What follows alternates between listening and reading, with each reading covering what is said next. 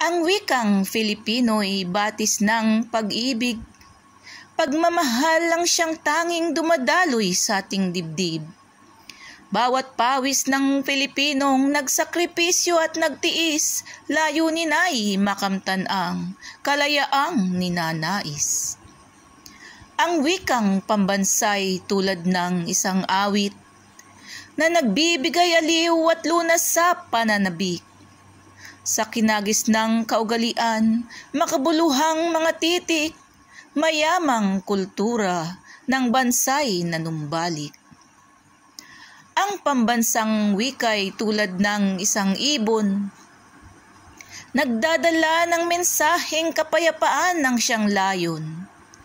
Malayang naglalakbay sa ibayong dagat may pumaroon, lumipad may nagbabalik, pagsapit ng dapit hapon. Ang pambansang wika'y tulad ng isang alon, payapang humahagod sa diwang napapagod.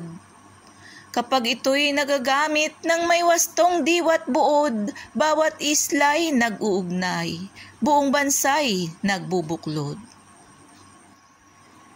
Malayo man ang lakbayin, mahirap man ang gawain, dumanas man ng pighati, saan mang dako makarating. Panatag ang ating loob, pagkat sariling wikang angkin, pag-asa ang daladalang, katarungan ay kakamtin. Saan mang panig ng mundo, taas noong sinisigaw, katutubong wika, pinagmamalaki siyang tunay. Wikang Filipino at kapangyarihan nitong taglay, buong puso tatag siglang, pinakikilala kanino man. Mahusay ka, Pilipino, mabuhay ka, Pilipinas. Katutubong wika mo'y mistulang isang perlas. Bukod tanging nagniningning, sa silangay isang hiyas, kaibig-ibig kang tunay, kagandahan mo'y walang kupas.